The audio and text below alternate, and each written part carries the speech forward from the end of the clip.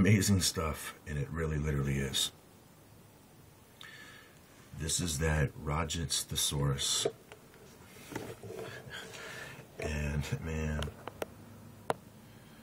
this book here, and you guys know, some of you guys do, please post a little comment here after you see this, letting me know that, yeah, you do remember the other amazing, miraculous connections that this book has showed every time that I've used it. All the way down from the Obama series, it just revealed the most incredible details, scriptural details about Obama in words that were right above the words that we were focusing on. Same thing just happened here, and I didn't even notice it. And it's just nothing short of amazing. Let me walk you through this here so you know what we're talking about. Now, we've still got to look at this word pillow also from Ezekiel. We looked at kerchief. What we found was that it's related to some headgear associated with secrecy, or even clothing itself associated with secrecy. But I think the thing where it makes with the association with secrecy is how you see the veil over the women's faces in Arabian countries. And it's almost like a handkerchief. It's concealing, it's secretive, but it's also associated with the headgear. There's also something that the Bible calls a veil that is over the eyes when people read Moses or when people read the Old Testament. And then when you read the Old Testament with the Spirit of Truth, Jesus Christ, it says that veil is lifted off.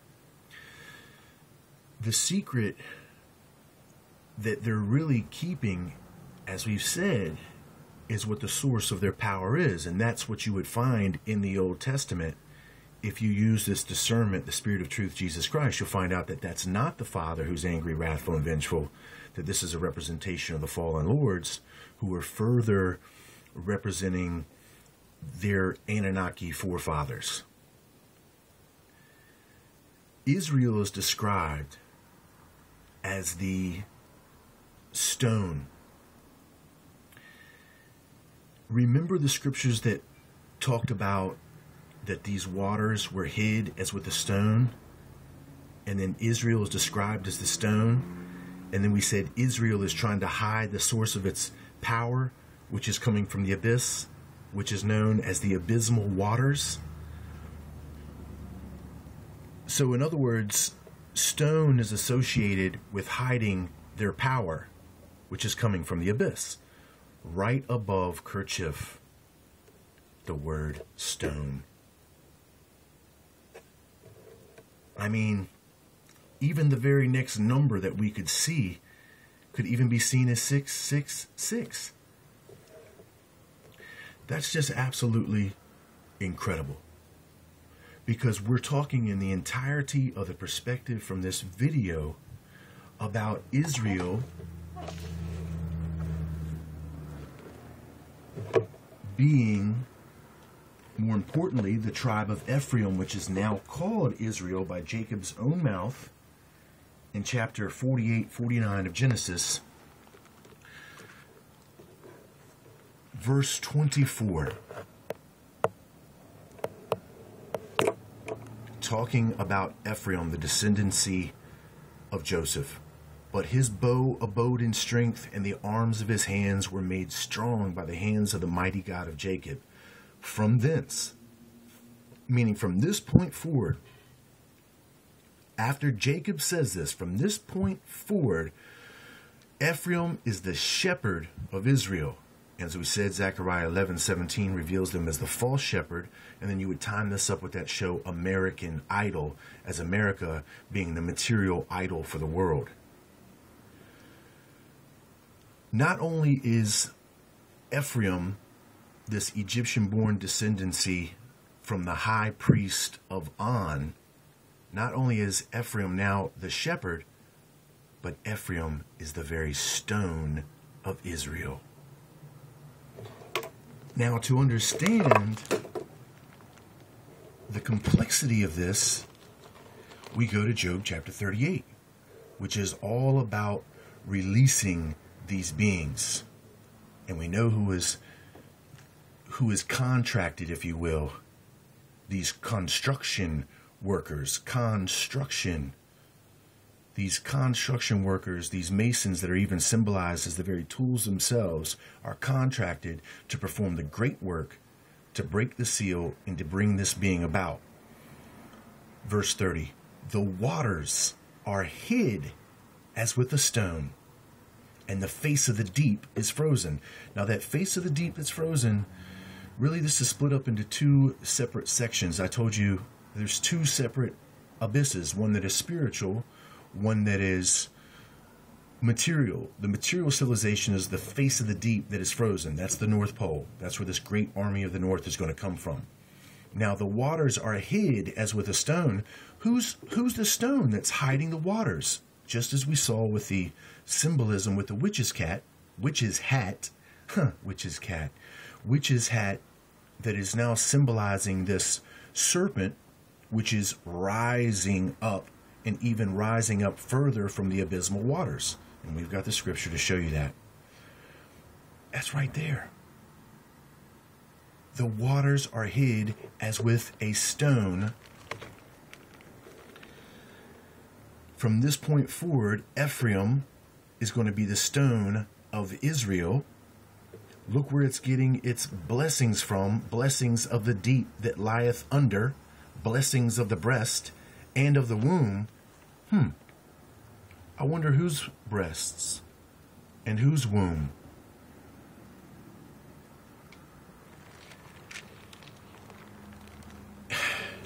Absorb that. Absorb that. The waters are hid as with a stone. And then right above kerchief, which is this secrecy, this clothing that related back to the witch's hat, or even a tall hat worn on the top of the head, that is now connected to Israel hiding the source of its iniquity, the source of its power, right above stone. We didn't even see that before. It's incredible. And then down below we've got Kern, which I'm hearing CERN, and there's a connection there. There's a connection with this Kern, this CERN. I'm just blown away. I'm blown away.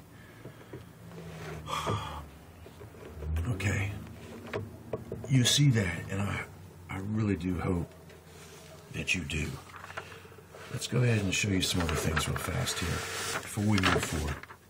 So as you absorb that, these are some things that we've talked about that I just want to clarify further so that you see that all this fits. Now, when we're talking about these donkeys, you're going to see them in Job chapter 24 and other places. The donkeys that we're talking about, if we look up into the Strong's Concordance, are pronounced onagers. And I've shown this in other videos. You can find it on my playlist concerning Job chapter 24. These donkeys is really code for Don Keys, which I told you is reverse for Nod, being that land of Nod that Cain goes to after he slays Abel. So the Don Keys are the keystones. Now, where do you find a keystone at? Well, you find it in the arch. And then right here at the top where the phallus is penetrating here, this arch, would be where the keystone is, which perfectly makes sense. And exactly here at the top of the keystone, we have Ishtar, which is a part of this sexual act at the top of the Freemasonic arch that has the keystone. Don Keys are the keystones. Israel, false Israel, is the stone. We just saw that. These stones of Israel are looking for the Don Keys. These mighty men are the key for the stones of Israel to become gods. Now, this is what they use their occultic knowledge to do. So the serpent, in a sense, tempts them with their own vanity to use the occultic knowledge for them to achieve their supposed divinity. But at the same time, this knowledge is leading to the serpent, or the serpent gods, being released from this seal, that equational seal, which is the sixth seal, or the tetrahedron, which some of you know of as the Star of David. So it's a The elite, as I said, are being duped. They don't even realize it. Maybe now they're beginning to.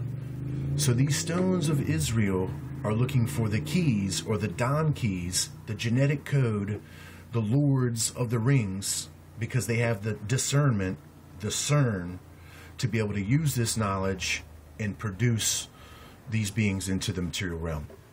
All right? Let's think about this word helmet as it's related to kerchief and talk about the fractal with what we already know. Say the word helmet, and you're going to get something. Hell, and then meet. What is hell trying to meet? We said it was the union of heaven and earth. What is hell trying to meet? It's trying to meet heaven. This helmet, this kerchief of secrecy, is all about bringing this union of this knowledge of good and evil together. In other words, this material and spirit to produce this bastard child, the offspring, the fallen prince. Hell met heaven. This is when we're going to get into pillow and what you're going to begin to see here. I'm just going to run through it real fast. Pillow is going to connect us back to lace. And as you remember in the scriptures that we were talking about from Ezekiel, woe to those women that sew pillows in every armhole. Well, we're gonna find the amazing root here as it connects to rosettes, as it's going to relate to Isaiah chapter 34 and Ishtar's place of rest, which is connected to pillow, meaning rest. You'll see how that unfolds. Think about this also here. Solomon was supposed to be the wisest man, right? Underneath Solomon's temple, the knights find their wisdom. And it just so happens to be Baphomet. Baphomet means wisdom. We know that the knights were accused of worshiping Baphomet. How convenient. Where this wisdom supposedly lies that they have found is perfectly and biblically aligned with the place of supposed wisdom. And you know the connection that Solomon has to those 666 shekels. And you can begin to make the connections. Solomon's wisdom was not about the truth of spiritual things. It was about the occult practices of spiritual things. And they found that knowledge. Just as it relates to Solomon's ring, which is the tetrahedron, the same shape that you see right here that Solomon was using to control jinn. Connect the dots. So you're going to see me also show you this connection with the ancient rosette pillow. If you Google that, you'll see the information that I'm going to talk about. We're going to see now that this pillow is a form of ancient pillow lace that women sewed, just as we see described in Ezekiel. And it's more commonly referred to with rosettes, and she's hoping to get her place of rest, which is what this also symbolizes. And now you're going to see the fulfillment of Ezekiel, because there goes our sewn pillows on all the armholes, the rosettes, and there is the rosettes, the lace, ancient lace pillows that are sewn around the armholes of this mighty man. Unreal. Take a real good look at that and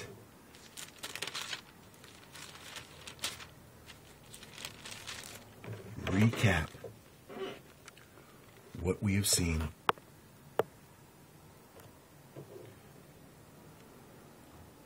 Woe to the women that sew pillows, that sew.